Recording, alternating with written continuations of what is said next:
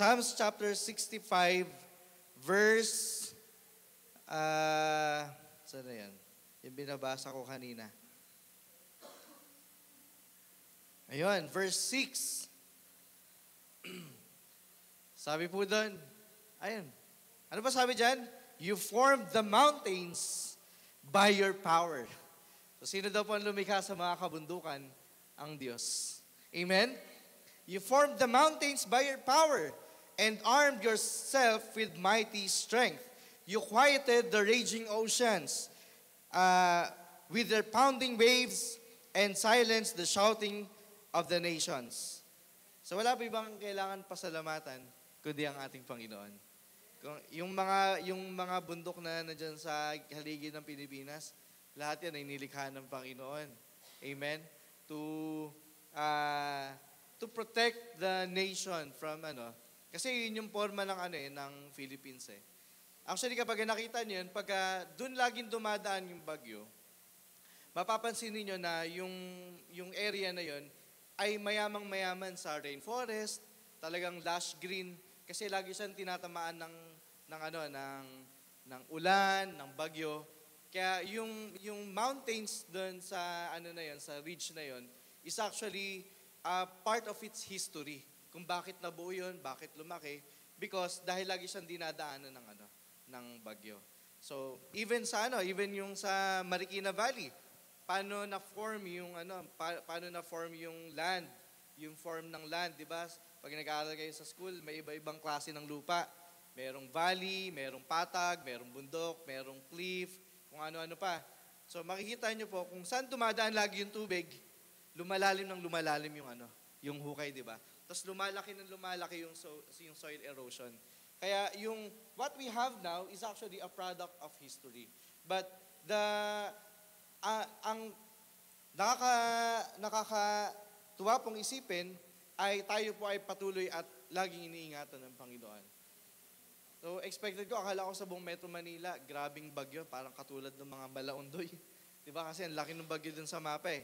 Pero, it turned out na hindi naman ganun kalakas dito sa Metro Manila. Although sa ibang province, talagang grabe yung bagyo.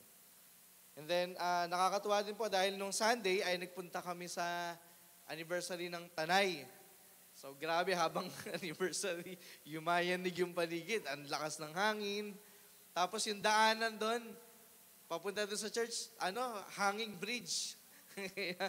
kaya kasama ko si James, saka si hanging bridge, habang tumatawid kami, umaalog yung tulay. Hindi ko alam kung, parang ganun nga. Oo, tumana ba yan? Okay. Oo, yun. Oh. Tawid kami doon sa kabila. Kasi tumawid kami na itong mga bata na to. Nung una, patag pa yung payapa pa yung ilog eh. Pagkatapos ng anniversary, ang lakas na ng current ng ilog. Tapos tatawid kami doon. Talagang pag-iingat ng Panginoon. Ang lakas ng hangin, sobrang lakas ng hangin. Nung Sunday, ng hapon and evening. Pero gayon pa man, sa Diyos po ang papuri. Amen po. Tayo po ngayon, sa buwan ng Nobyembre, ay patuloy po ang ating prayer and fasting. And I think on this coming Sunday, si Pastor dito po ang mag-preach. Mas okay po, Pastor dito, kapag sa fasting pa rin yung ating topic. Samahan niyo po ako sa Matthew chapter 6, verse 17 Matthew chapter 6, verse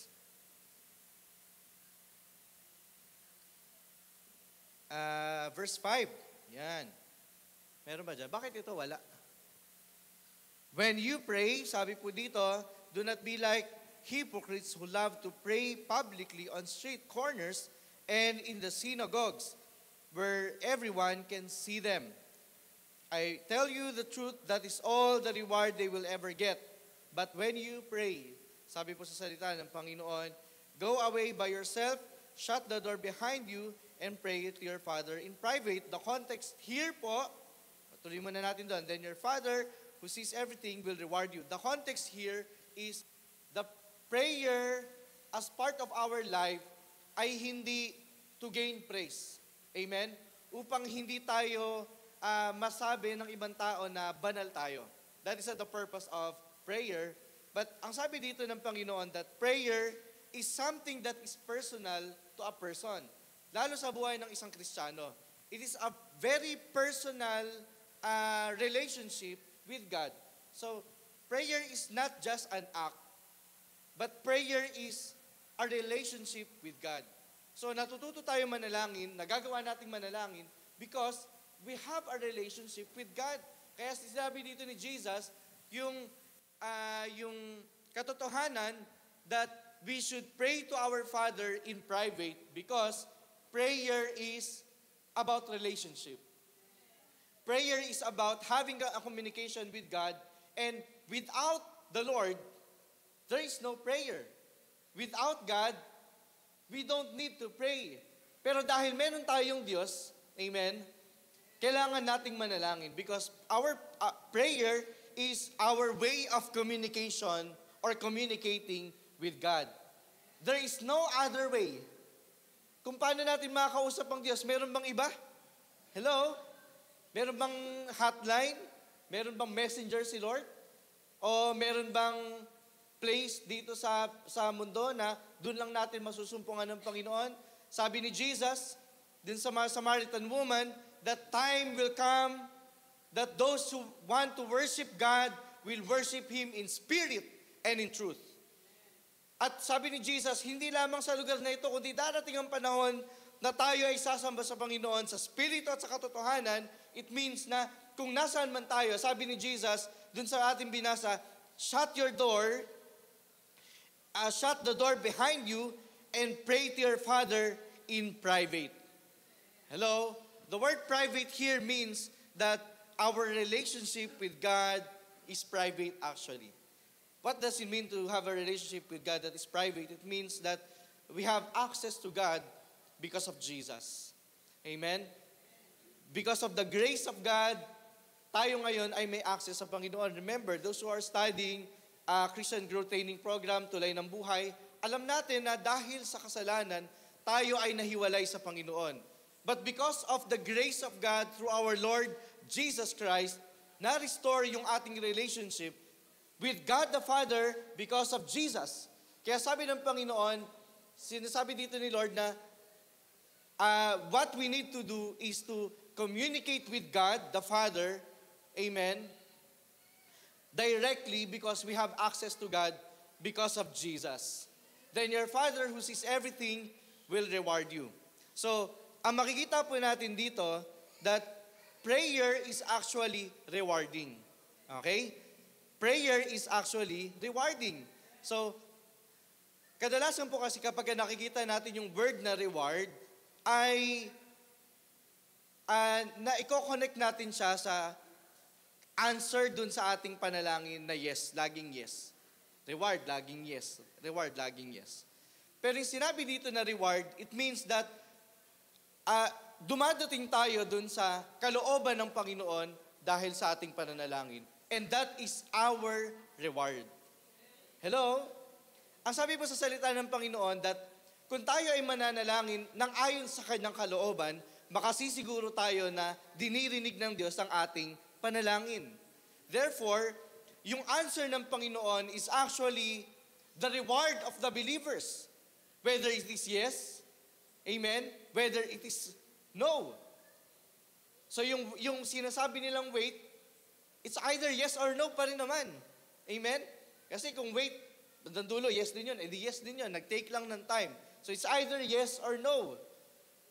Pero sa buhay ng isang Kristiyano, ang kasagutan ng Panginoon sa ating mga panalangin ay ang kalooban ng Diyos.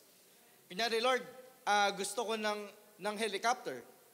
Hindi tinugon ng Panginoon. That is a reward for me.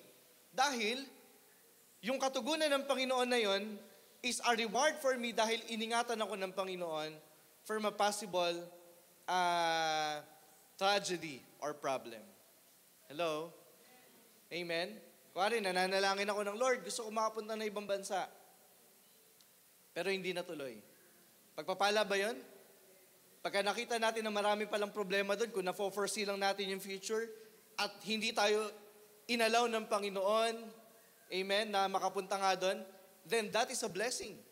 Dahil naiwasan natin yung problema kung hindi tayo nakinig sa ating Panginoon. Hello? And when we pray, we should always have this kind of character that we are ready to listen to God our Father. Because praying is not just asking, but it is having an intimate relationship with God. Sabi po dun sa verse 7, when you pray, do not babble on and on as people of other religions do. They think their prayers are answered merely by repeating their words again and again. Nasa ano na tayo? Nasa verse 7.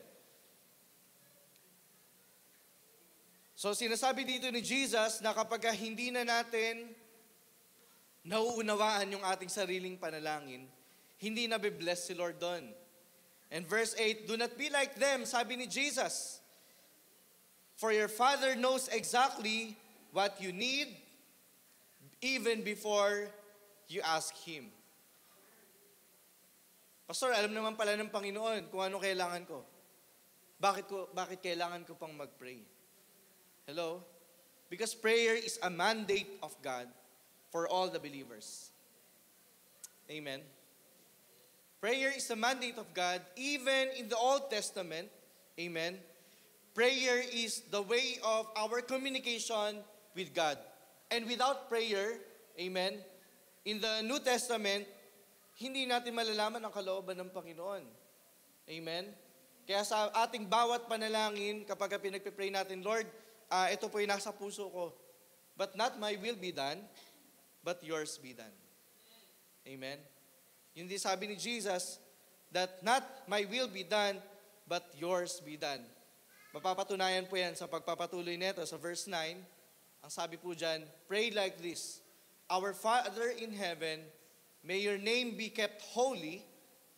Next, may your kingdom come soon.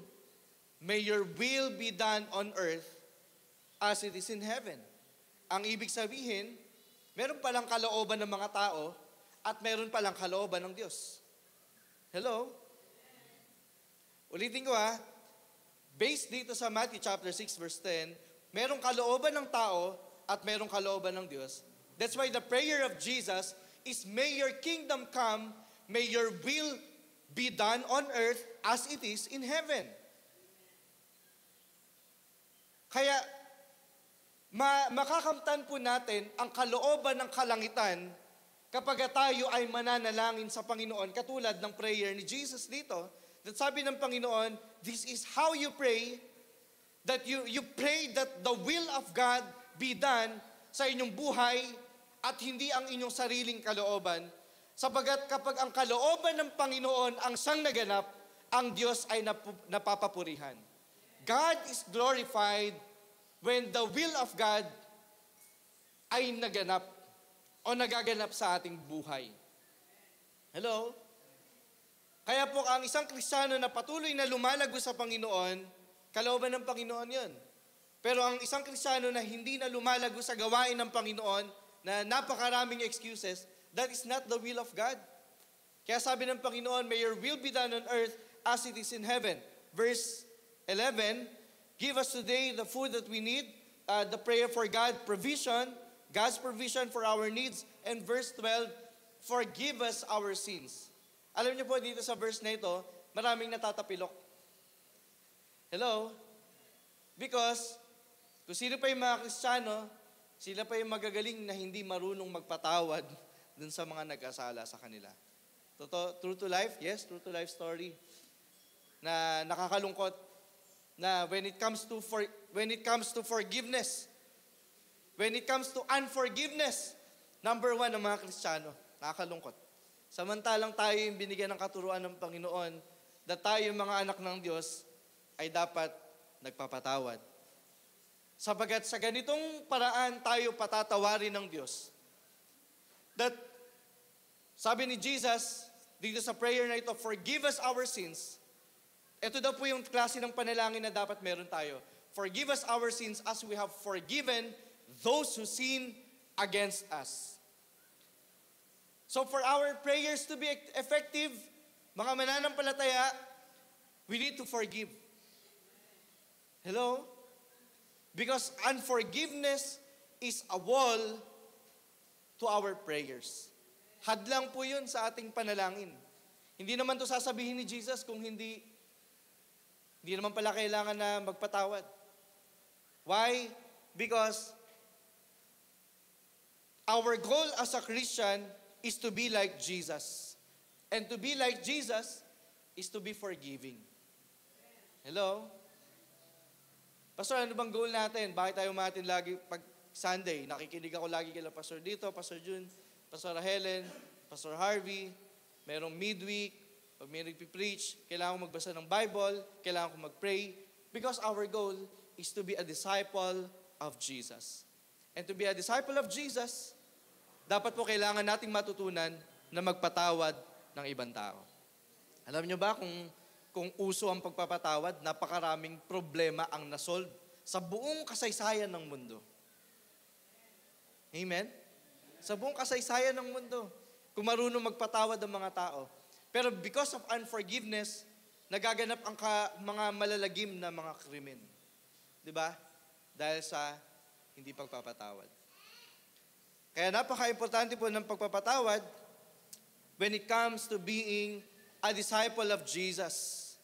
Sapagkat nakikita ng Panginoon ang ating puso. Because when we do not forgive,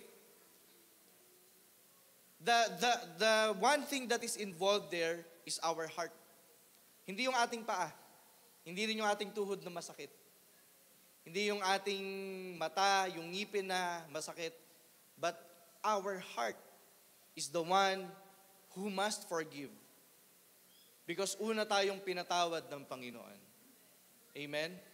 Forgive us our sins as we have forgiven those who sin against us. Lilinawin ni Jesus itong verse na ito sa pagpapatuloy. Verse 13. And do not let us yield to temptation, but rescue us from the evil one.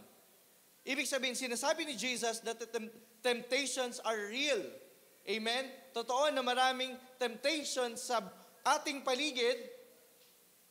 And the prayer na sinasabi dito, that the pattern of our prayer should be like this. That for the grace of God to help us to overcome the temptations that is around us. Because when we yield to temptation, mananalo ang kaaway sa ating buhay.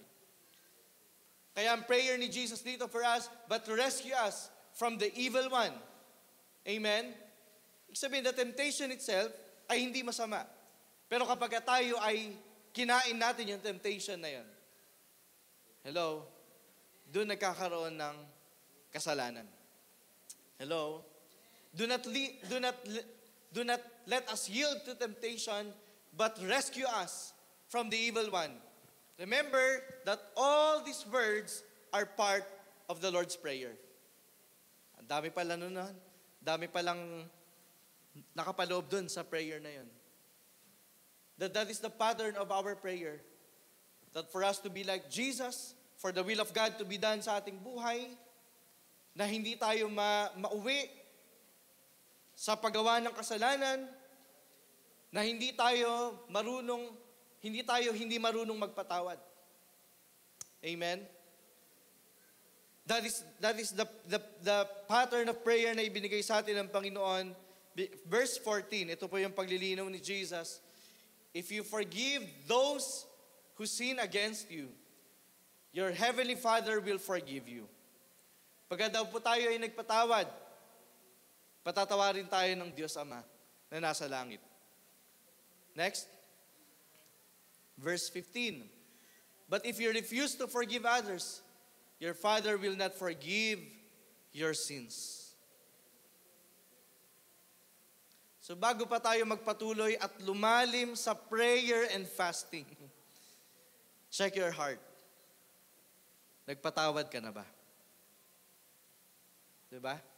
Baka si mami, akala mo lang pala, ang lalim mo na sa prayer and fasting. Pero sa pagpapatawad pa lang, hindi ka na makausad. if we refuse to forgive others, your Father will not forgive your sins. At ang sabi sa book of Psalms, that sin causes us or causes God not to hear our prayers. So kung nais po natin na mapakinggan ng Diyos ang ating panalangin, matutupo tayong magpatawad to those people that sinned against us. To be like Jesus. Verse 17. And when you fast, do not make it obvious, verse 16, as the hypocrites do, for they try to look miserable and disheveled, so people will admire them for their fasting. Ibig sabihin, fasting is not for the purpose of admiration at maging banal tayo sa tingin ng ibang tao. Amen? But sabi ni Jesus, I tell you the truth, that is the only reward they will ever get. Kuwari, si Henry nagpapasikat lang na nagpa-fasting siya for 24 hours. Sabi ko, wow, ang galing naman ni Henry. Yun na yung reward niya, yung wow ko. Yung sabi ni Jesus. That is the only reward they will ever get, the admiration of the people. Verse 17. But when you fast, comb your hair and wash your face, so it will not be obvious, or then no one will notice that you are fasting except your Father who knows what you do in private, and your Father who sees everything will reward you. Amen? The purpose of our fasting is for us to have reward from our Father in heaven. Amen? Ibig sabihin pala, Pastor, ang fasting may kasamang reward. Yes. Sabi ni Jesus yan eh. Di ba? Hindi niyo naman mababali itong salita na to eh. Your Father who sees everything will reward you. So in one way or another, you will be rewarded by your fasting. Kaya yung mga taong they get involved themselves in prayer and fasting, meron silang reward sa Panginoon. Hindi man ngayon, pero darating ang araw na makakamtan natin ng biyaya mula sa Panginoon. If we do not give up. Hello? If we do not give up.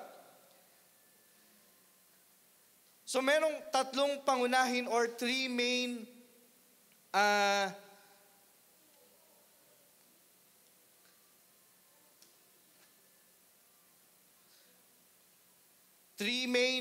reasons why God established fasting or asked His people to fast. In Joel chapter 1 verse 14, pakiano nga doon Kuya Benok. So Joel chapter 1 verse 14. Kamukha po ito nung preaching ni Pastor Helen nung Sunday, announced a time of fasting, called the people together for a solemn meeting. Bring the leaders and all the people of the land into the temple of the Lord your God and cry out to Him there. Punta ka sa chapter 2, verse 12. Chapter 2, verse 12. That is why the Lord says, turn to me now while there is time. Give me your hearts. Come with fasting, weeping, and mourning. Ang pag-aayuno po or fasting ay bahagi ng ating pagsisisi. Hello? Bahagi po ito ng ating pagsisisi. Kaya sabi po dito, that is why the Lord says, turn to me now while there is time. Amen? Give me your hearts. Ang nais ng Panginoon ay ang ating mga puso. Come with fasting, weeping, and mourning. So ito po ay daan ng pagpapakumbaba ng isang Kristiyano sa Panginoon. 'Di ba? Kapag inaalis mo yung appetite, hinahayaan mo na manghina ang iyong katawan, pero nananampalataya ka na isusustain ka ng Panginoon, that is how we show the Lord na tayo ay nagsisisi sa ating mga kasalanan, and fasting ay bahagi ng ating pagsisisi sa Panginoon. Number 2, in Joel chapter 2, verse 12 to 14, next mo lang, Kuya Benok, verse 13. Yan. Do not tear your clothing in grief, but tear your hearts instead. Lalim po neto. Do not tear, wag daw po natin sirain yung ating mga damit in grief, but tear your hearts instead. It means that when we fast, our hearts is involved. Amen? Ang ating puso po is very much involved in fasting. Ano bang laman ng ating puso sa mga oras na ito? Return to the Lord your God, for He is merciful and compassionate, is slow to get angry, and filled with unfailing love. Pag lumapit po tayo sa Panginoon na merong pagpapakumbaba, sabi po dyan, return to the Lord your God, for He is merciful and compassionate, is slow to get angry, and filled with unfailing love. Puno daw po ng awa, ng habag, at ng pagmamahal ng Panginoon kung tayo ay lalapit sa Diyos. Na merong pagsisisi, kalakip ng ating pag-aayuno. He is eager to relent and not punish. Verse 14. Who knows, perhaps He will give you a reprieve, sending you a blessing instead of this curse. Pagpapala. Amen po. Perhaps you will be able to offer grain and wine to the Lord your God as before. Sabihin po, pangalawa, ang pag-aayuno, ang fasting, ay daan ng pagpapatawad at pagpapala ng Diyos. Pagpapatawad at pagpapala ng Panginoon. Merong pagpapala in our prayer and fasting. Number 3, in Matthew chapter 6, verse 17 to 18, yung ating pong text for tonight, balik ka doon Kuya Benok sa Matthew chapter 6, verse 17 to 18. Pangatlo po, gagantimpalaan tayo ng ating Diyos. Sa ating pag-aayuno, hindi po yung mga pastors ang magre-reward sa atin. Amen? Hindi po ang mga leaders ang magre-reward sa atin. But our reward will come from God.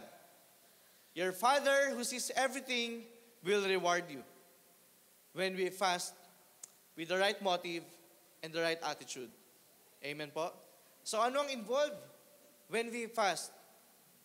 Ang ating mga puso. Hello? So kapag narinig yung word na fasting, alalahanin nyo agad yung inyong puso. Anong nilalaman ng inyong puso?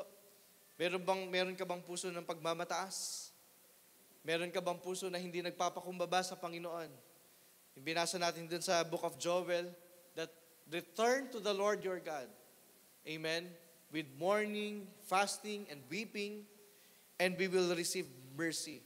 For He is merciful, abounding in love, and unfailing love. At isa po sa mga layunin, amen, ng pag-aayunong may pananalangin, at lagi po nating tatandaan that fasting, in the context of the Word of God, ang fasting po ay palaging kaakibat ng panalangin. Amen po. Hindi po pagpapapayat. Hindi. Ito po ay may kaakibat na pananalangin because fasting in the context of the Bible is a spiritual thing. Hindi lamang ng ating physical na katawan. Isa pa sa mga layunin ng pag-aayunong may pananalangin. Una, or letter A, upang parangalan ang Diyos. Yun po yung ating text sa Matthew chapter 6, verse 17 to 18. Pangalawa po sa Luke chapter 2, verse 37. Luke chapter 2, verse 37.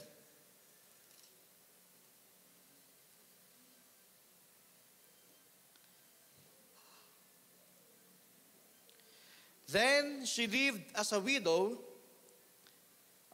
Simulan natin sa verse 36. Anna, a prophet, was also there in the temple.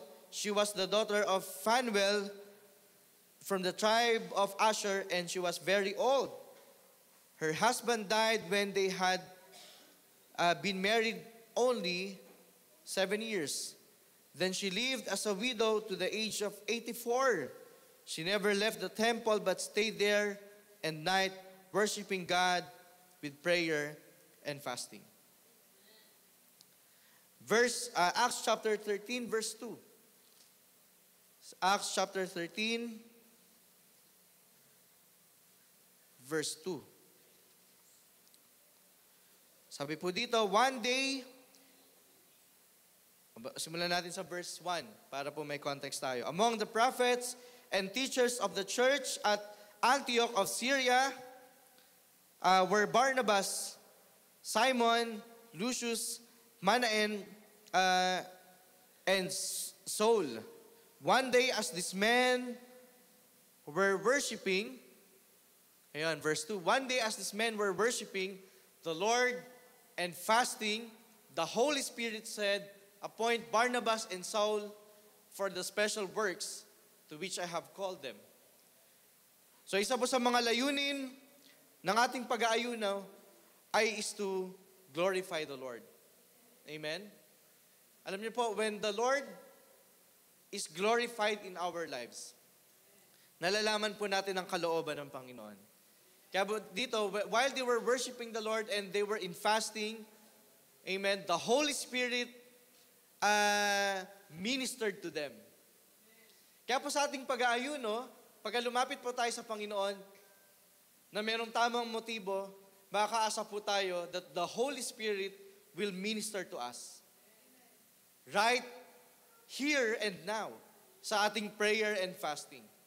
If we have the right motive, we have the right heart, sana po yung ating fasting hindi natin minamadali. Kasi kapag nagmamadali po tayo, hindi natin maririnig ang tinig ng Diyos. 'Di ba? Paano natin ginagawa yung ating fasting? Ako kapag during these past few days that we are in prayer and fasting, minsan nandun yung aking asawa, yung aking mga anak. Minsan pupunta na lang ako doon mag-isa sa kwarto. Then I will start to pray. Pagka nakita nung asawa ko na mag-isa lang ako doon sa kwarto, hindi niya na ako inostorbo. Hindi niya chinecheck kung kailan ako matatapos. Inaantay niya lang kung kailan ako lalabas doon sa kwarto. Because when we fast, kailangan natin na antayin na mag-minister ang Panginoon sa ating puso. Huwag natin mamadaliin. Prayer and fasting is not, Lord, gusto ko po to, gusto ko to, gusto ko to, gusto ko ganyan, gusto ko ganyan. But learn to listen to the voice of God. Amen? With repentance, with the right motive, with the right heart. Sa duration ng prayer and fasting, walang nagre-require na sobrang haba. But as the Lord leads you, sometimes yung prayer lang natin ay maikli. Diba? Minsan, babasa tayo ng Bible. Na isang araw, habang nagbabasa ako, nasumpungan ko yung sa Book of Matthew. Pinost ko yun sa Facebook, yung Pray to the Lord of Harvest. Nung nabasa ko yun sa Bible, tinignan ko muna siya ng matagal. And then tiniklop ko yung Bible ko, pumasok ako sa room. And then I started to pray, Lord, send out more laborers. Send out more workers sa iyong ubasan. We need more committed disciples of Jesus sa iyong gawain. Hindi ko masyadong maalala kung gaano katagal o gaano kabilis yung aking panalangin. But naging straightforward yung aking panalangin. Lord, I need, Lord, we need your revival. We need more disciples in your church, Lord. At yung mga talagang magbibigay ng kanilang buhay sa pag-aaral ng iyong mga salita. Then one night, may bigla na lang lumapit sa akin na 3 batang lalaki. Sabi nila sa akin, Pastor, turuan niyo po kami ng salita ng Panginoon. Pray to the Lord of Harvest, sapagkat hindi bingi ang Diyos sa ating mga panalangin.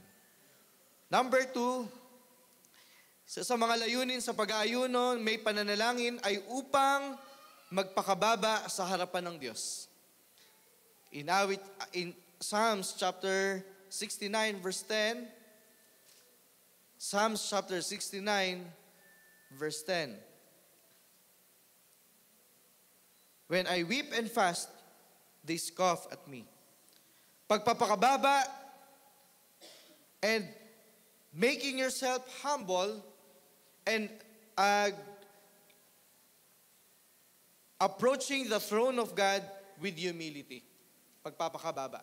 Di tayo pwedeng lumapit sa Panginoon in the context of prayer and fasting na meron tayong pagmamataas. Kaya the first prayer na kapag lumalapit tayo sa Panginoon in prayer and fasting, Lord, patawarin niyo po ako sa aking mga kasalanan. Hello?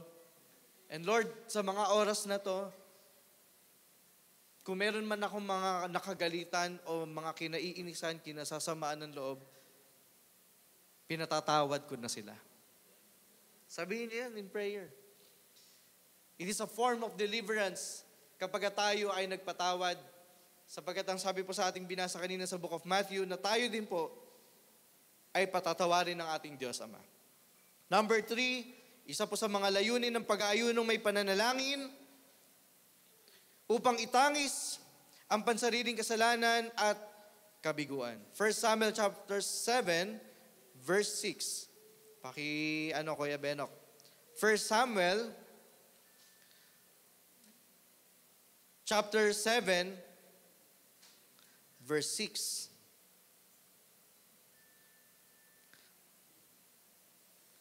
So they gathered at Mizpah, and in a great ceremony drew water from a well and poured it out before the Lord. They also went without food all day and confessed that they had sinned against the Lord. Amen? Nung lumapit daw po sila sa Panginoon, inamin nila sa Diyos na sila ay nagkasala laban sa Panginoon. Amen? So part of our prayer and fasting, at isa po sa mga layunin natin, ay upang itangis. Amen? Upang itangis ang ating mga kasalanan o pansariling kasalanan at kabiguan.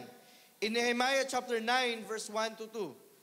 Nehemiah chapter 9, verse 1 to 2. Nehemiah chapter 9, verse 1 to 2. Ayan.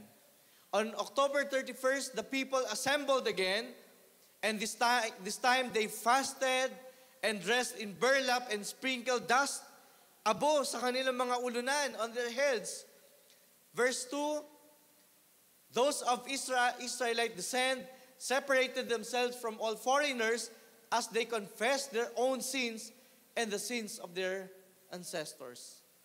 So napakalinaw po na isa po sa component ng ating prayer and fasting ay ang paghingi ng tawad sa Panginoon at pagpapakababa sa Diyos.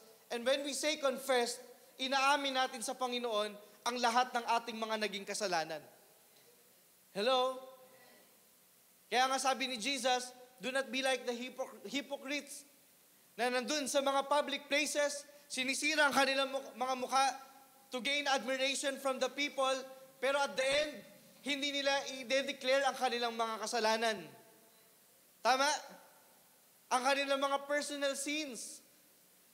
Pero sabi dito in Nehemiah chapter 9, verse 2, that they separated themselves from all foreigners and confessed their own sins and the sins of their ancestors. Kaya sabi ni Jesus, shut the door behind you and pray to your Father in secret, dahil yung ating mga kasalanan, sa Diyos lang naman natin yung naaamin eh. Tama? Sa Diyos lang natin yung naaamin. Kaya hindi kayo magtataka even sa mga hearing, sa mga court, kahit sa Supreme Court pa, kayang magsinungaling ng mga tao. Kung ano ng mga batas yung pinapasikot-sikot nila. Because they cannot even confess straight and plainly their sins against the Lord. Hindi katulad nung the parable of the prodigal son. Ano sabi ng prodigal son? Father, I have sinned against you and God. Confess their own sins and the sins of their ancestors. Number 4,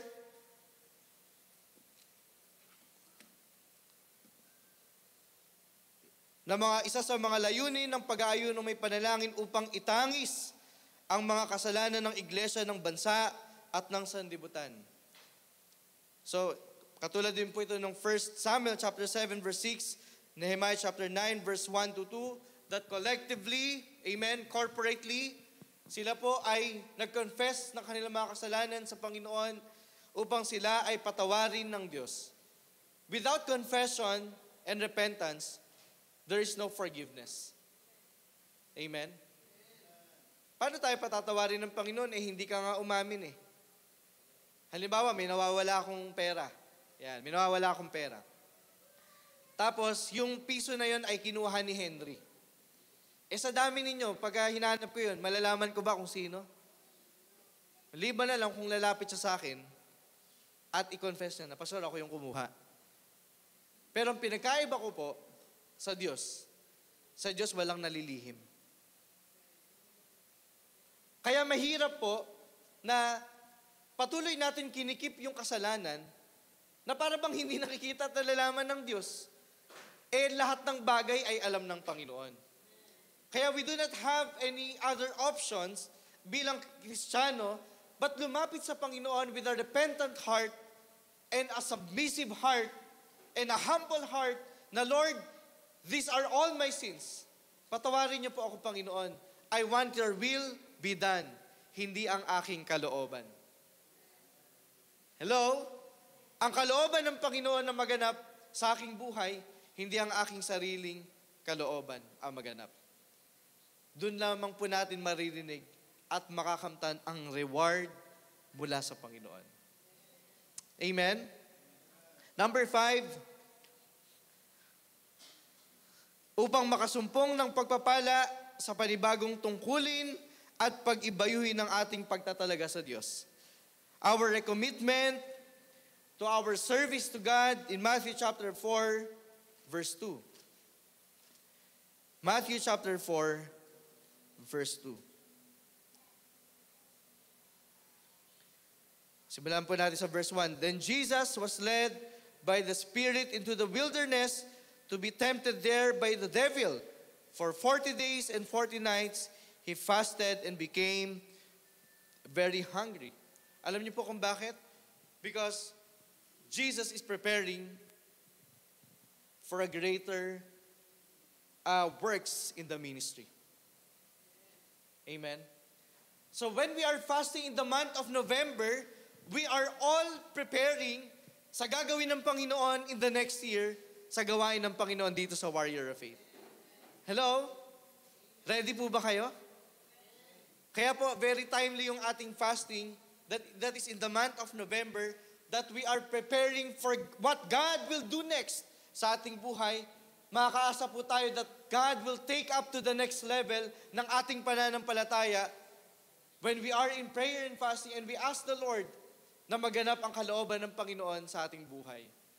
Yun ay kung ninanais mo na talaga maganap ang Panginoon, ang kalooban ng Panginoon sa iyong buhay. Hindi yung nakiki-fasting ka lang. 'Di ba dito sa Israel, sa context nila ay yung kanilang buong bansa ay nagpa-fasting. Iba, nasama lang o nahila lang, napilitan na lang din mag-fasting. Pero are we really ready to ask the Lord, Lord, ano ang iyong kalooban sa aking buhay? Ano yung mga bagay na ayaw mo sa akin, Lord? Have you even asked of that? Na Lord, ano yung mga ayaw mo sa aking buhay? Amen? Lagi natin kinakanta yung song na Hosanna from Hillsong. Ano sabi dun sa lyrics na yun? Sometimes kumakanta yung mga tao ng mga lyrics na hindi naman nila iniintindi. O sometimes it is not from their heart. Sabi po dun sa lyrics, break my heart for what break yours. Sabi dun sa kanta. Ang lalim na, no? Sabi kanina dun sa, binasa natin sa Book of Joel, that tear not your clothes, but tear your hearts. Sa ating Panginoon, punitin mo ang iyong puso. Sabi sa salita ng Panginoon. Kaya sabi din sa song, break my heart for what breaks yours. Ano yung mga bagay na nakakasakit sa damdamin ng Panginoon? Sabi sa salita ng Panginoon, do not grieve the Holy Spirit. Tayong mga Kristiyano, do not grieve the Holy Spirit. Break my heart for what breaks yours. Anong ibig sabihin nun when we sing that song?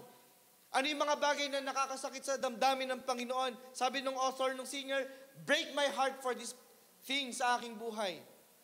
If it is idolatry, if it is sexual immorality, if it is sin against the Lord, sa aking mga magulang, sa aking mga kapatid, if it is katamaran, break my heart for what breaks yours. And everything I have, sabi doon, for your kingdom's cause. Kaya kung iintindihin lang natin bawat salita sa kanta, lalago tayo bilang mananampalataya sa Panginoon. Amen? Dati ang tayog-tayog ng ating pangarap, na para bang pwedeng kasali ang Diyos, pwedeng hindi, sa tayog ng ating pangarap. Pero nung nakilala mo si Kristo, ang panalangin mo na, Lord, kung ayaw mo na ito sa tao na to para sa akin, ayaw ko na din. Yun ang talagang submission sa Panginoon. Lord, kung ayaw mo itong trabaho na to para sa akin, ayaw ko na din. Lord, kung ayaw mo na itong ginagawa ko for your kingdom's cause, ayaw ko na din. Break my heart for what breaks yours. In the book of Joel, tear not your clothes. Hindi natin kailangan magpakitang tao sa publiko. But tear your hearts, sabi ng Panginoon. Punitin natin ang ating puso at hayaan natin na buuin ito ulit ng Panginoon ayon sa kanyang plano at kalooban ng Diyos. Amen? Nawa po ay nagkaroon ng mas magandang linaw ang ating prayer and fasting. Nagkaroon tayo ng mas magandang motive at mas nalinawan tayo kung paano tayo lalapit sa Panginoon. Na hindi lamang ito basta-basta number 12, name, from 9 to 3 p.m. Hindi lamang yun basta-basta ganun. But prayer and fasting is humbling ourselves at the feet of God. Let's bow to God in prayer. Salamat, Panginoon, sa iyong mga salita, Panginoon, na aming napakinggan sa gabing ito. Salamat, Lord God, patuloy po kami nagpapakumbaba. Panginoon, nagsusumamo, Panginoon, sa trono ng iyong biyaya, Panginoon, humingi ng tawad, Lord, sa lahat, Panginoon, ng aming mga nagawang kasalanan. Tunay, O Diyos, ng aming kinakanta, Panginoon, break my heart, break our hearts for what breaks yours. We pray, Lord, na muli niyo pong buuin, Panginoon, ng aming puso nang naayon sa iyong disenyo, Lord God, ang iyong plano sa aming mga buhay, Panginoon. And we pray, Lord God, na patuloy po kami matransform according to your perfect will, Panginoon, in the name of Jesus. And we pray, Lord God, for your will be done in our lives as it is on earth, as it is in heaven. Thank you, Jesus, for your words. Thank you for the encouragement, Lord. And thank you, Lord God, for realigning our purpose, realigning our motive, Lord God, realigning, Panginoon, the way that we approach you in our prayer and fasting. We humble ourselves at your feet, Father God. Have mercy on us, Lord. Thank you, Jesus, for your wonderful grace. Sabi niyo po sa iyong mga salita, Panginoon, that you are full of love, you are abounding in love, and merciful. Thank you, Father God, through your Son, Jesus Christ. And all of this we ask, Lord, by the power of the Holy Spirit. Amen and amen and amen.